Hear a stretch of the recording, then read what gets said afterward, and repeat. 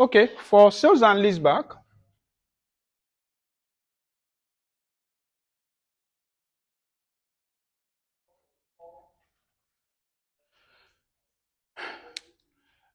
now this is one of the major ways that entities were window dressing their financial statements, that they were also doing creative accounting. One of the tools they use is sales and leaseback.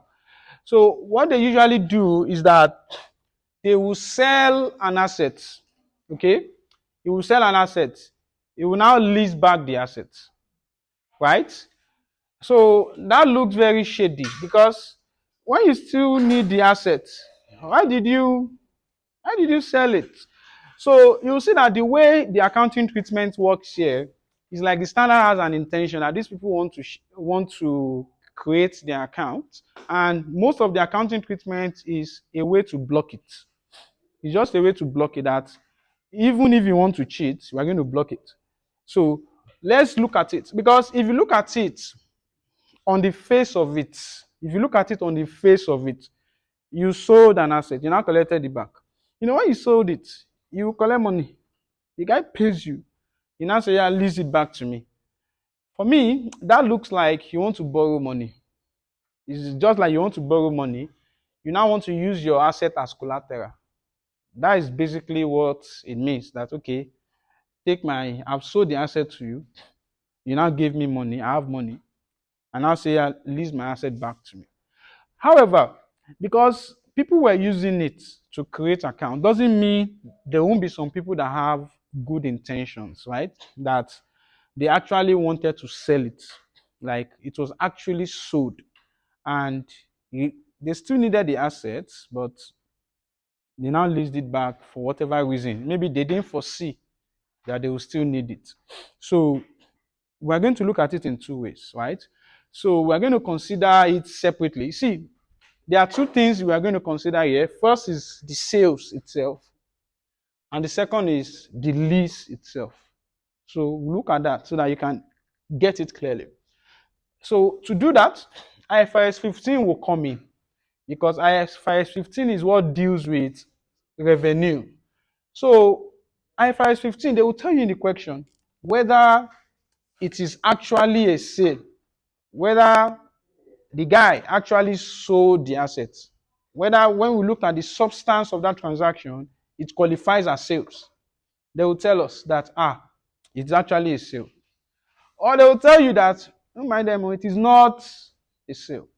So let's start with where they tell us in the exam that it is not a sale. That one is straightforward. So sales and leaseback, first we'll consider if it is not a what? A sale, in line with which standard? I will teach you this very soon. In line with IFRS 15. So if it is not a sale, now, we'll consider this guy now. We'll consider him. One, the fact that this guy now that is selling, he believes he has sold, Abi? So he's a seller. But now again, he has also what?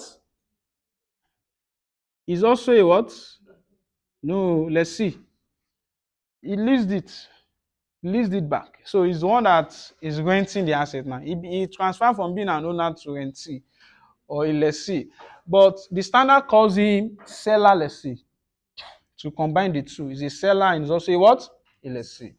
Okay, so since this is not a sale, right? The only thing he does in his books is that the fact that he has sold the asset, you as the accountant, you leave the asset as if nothing has happened.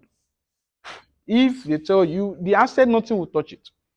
The only thing you recognize in your book, if it is not a sale, is just the fact that the money you received, the what? The money received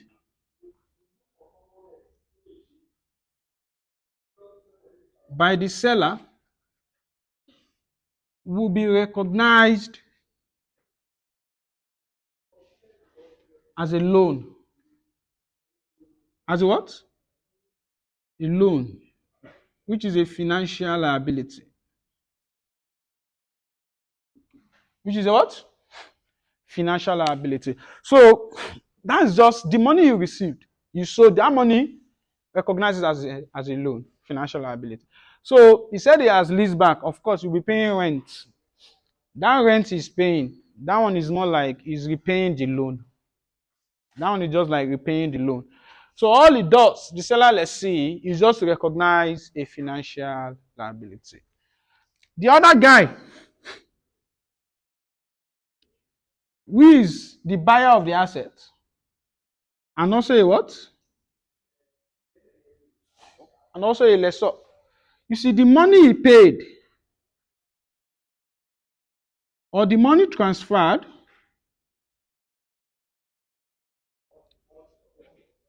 by the buyer will be recognized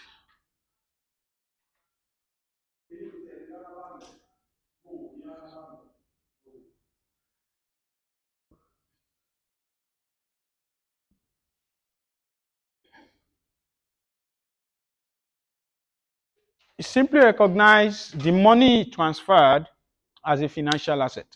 And that's all it does for if it is not a sale. So you need to note this. It might not come out as a separate line question, but it could be an additional information in your question one. That if they tell you that it's sold and it leased back, and the question tells you it is not a sale, all it does is the money he received, the seller has seen, if it's in his books we are considering, he recognizes it as a financial liability, as a loan. The other guy, the money transferred, recognizes it as a financial asset. On the other hand, if it is a sale, if it is a sale in line with Ifrs 15, if the question tells you that according to Ifrs 15, this sales is said he has consummated, is a sale, then this guy that sold,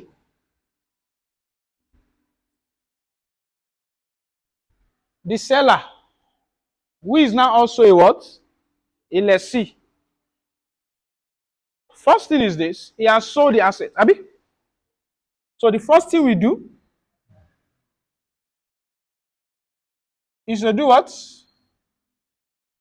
De-recognize what? The asset. It de-recognizes the asset. And you know, when you sell an asset, you are going to make either a profit or a loss on sale. We will come to that because that has a little bit of adjustment.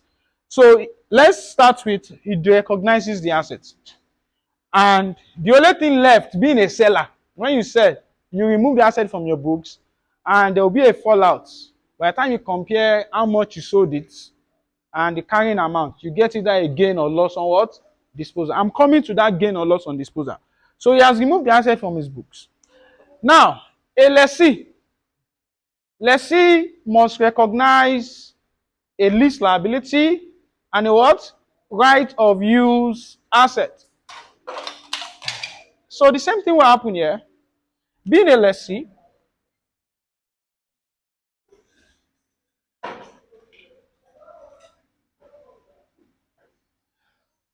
so he recognizes a lease liability. And the lease liability is just the way we have learnt it before. It's just the way we have learnt it.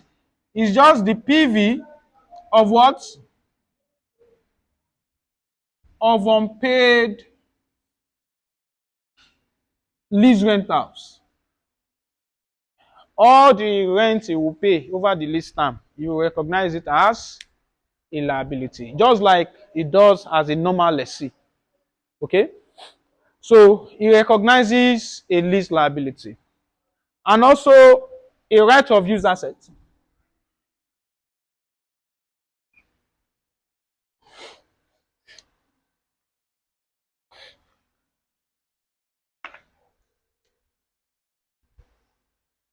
It also recognizes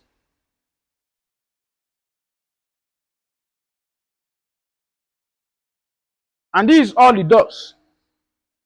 However, look up, try to understand this.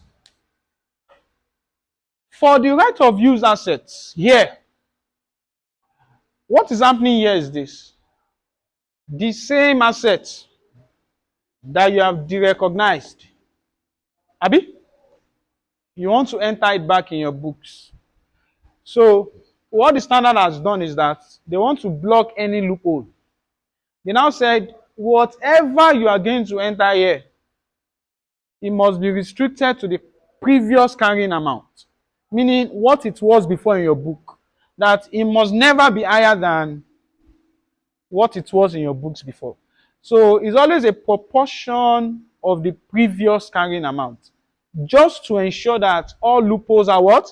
Are covered. Otherwise, you'll find out that people will just recognize an asset. Maybe they want to do book building or they want to do some accounting shenanigans. They want to make their account look beautiful. They will say they have entered into a lease sales and lease bank, right? They will recognize an asset that is worth 5 billion. By the time they are bringing it in their books, they will have done that lease arrangement in such a way that the rent they are paying will be so high. By the time they calculate, it will be going to like 15 billion. They will say, big company. That's cheating, right? So that's why they restricted it to the previous carrying amount. And the way it's done, the proportion we use. So first is that we have the previous carrying amount. The carrying amount, or let me just call it the previous carrying amount. Previous carrying amount.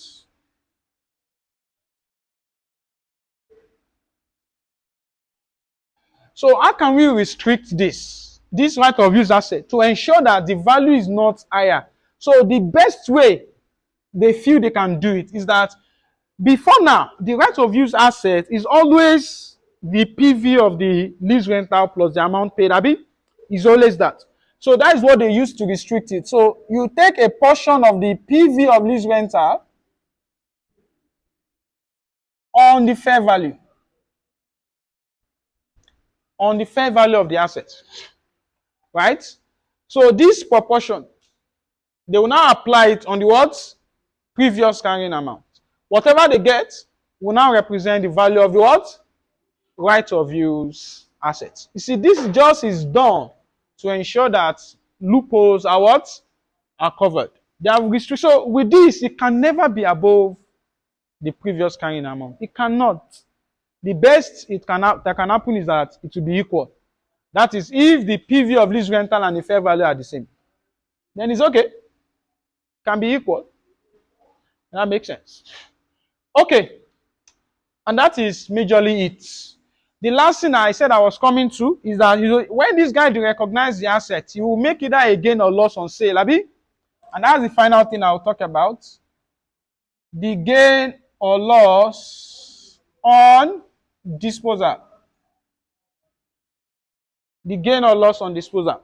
And how do you get gain or loss? So the total gain or loss is always by comparing the selling price, which is the fair value of the asset. Compare it with what?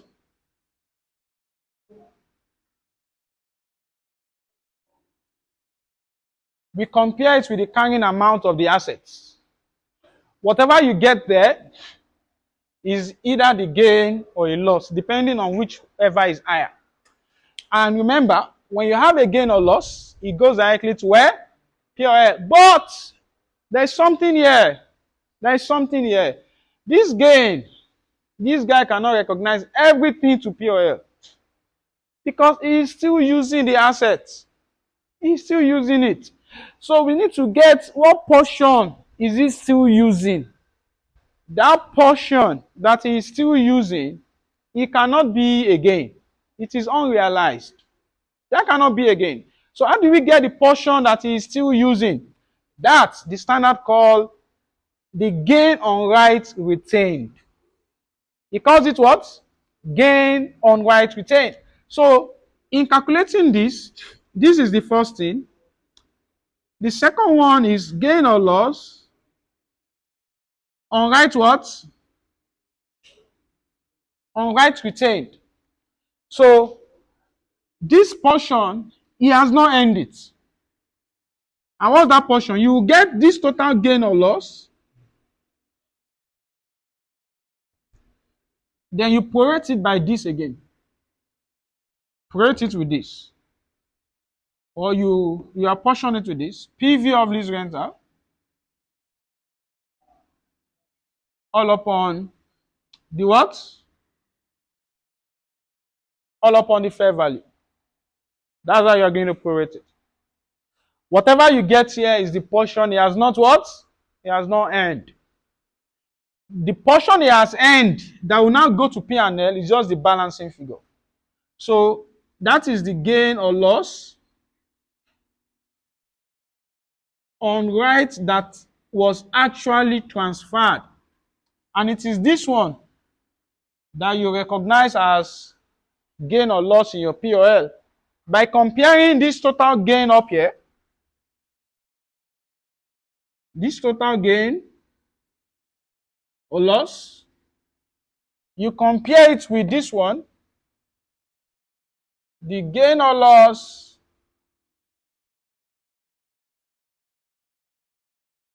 on right retained. Whatever you get gives you the gain or loss on right transferred. And it is this one we need. It's this one that goes to POL. Yeah, and that's just it. From where I stand, what I'm seeing here is this. For sales and leaseback, if it is not a sale, it's quite straightforward because all they are recognizing is a financial liability and a financial asset. But when it is a sale, now we need to the seller, let's see, we need to remove the asset from his books, right? Then removing it will result in gain or loss on disposal. And being a lessee, you will recognize a lease liability the same way we recognize it, and also a right of use asset. But to cover loophole, we have restricted this newly recognized asset, restricted it to the previous carrying amount because the asset was in your books before. We have to find a way to ensure that you don't recognize more than what you previously had in your book. So we restricted it to this. This is what we expect you to actually receive, or sorry, to pay, being a lessee over the lease term, all upon the fair value. That's the proportion they used. Multiplied by the previous carrying amount. Whatever you get here represents our right of use assets. Then the gain, again, this the total gain. This is how you calculate gain normally. But for the fact that this guy leased back the assets, for the fact that he is still using the asset, a portion of it will not be earned. And that portion is this gain on loss on right retained. So we got this total gain, we restricted it again with this. Whatever you get, that is a gain or loss on right retained. Then the balancing figure now gives us the gain that was actually the gain on right transfer, the gain that you have actually earned. And that is this. And that is what we recognize to POL as income or expense.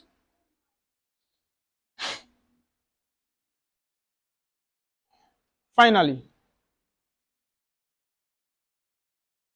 because sales and leaseback was used as a tool for accounting shenanigans, we need to ensure that things are going in line with how they should go.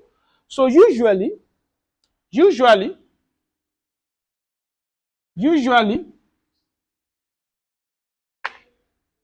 need to be sure that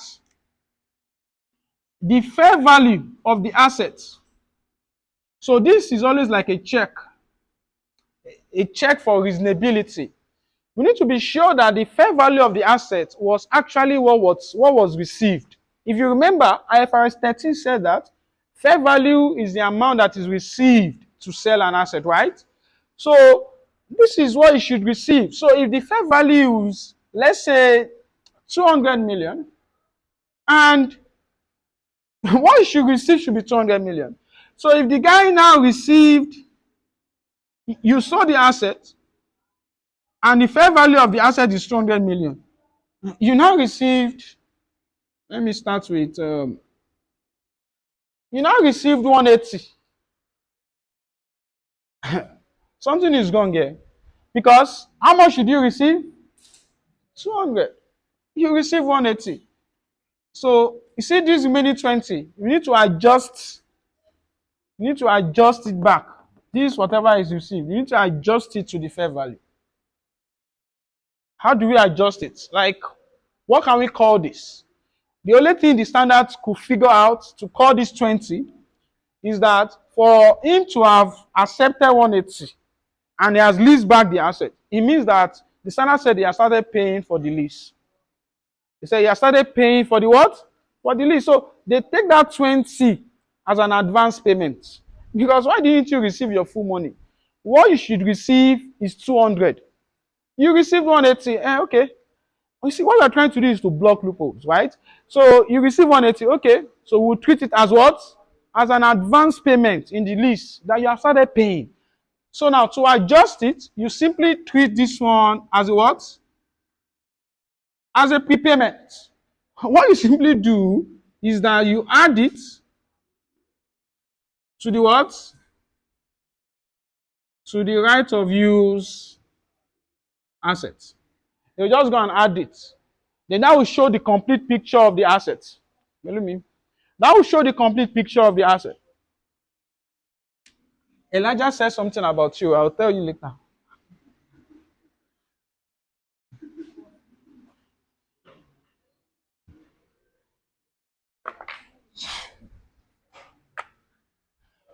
Okay. What if it's the reverse? What is if the reverse?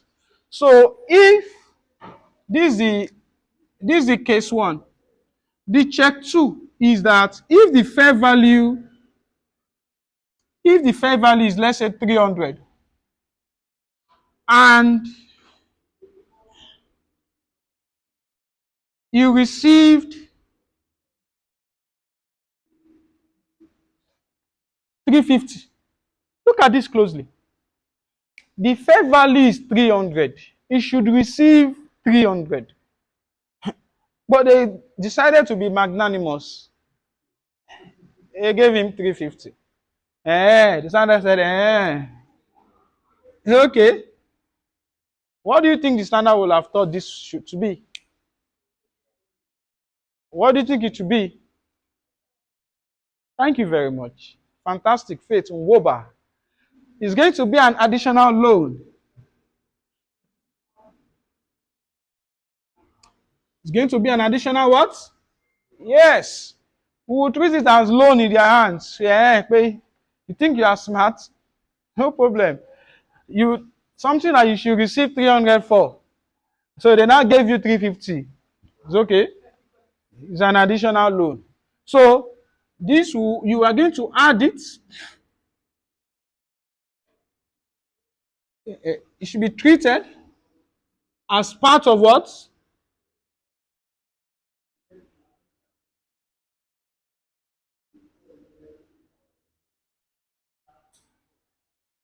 Okay, so now that is it for Ifrs 16. Let's start solving questions now.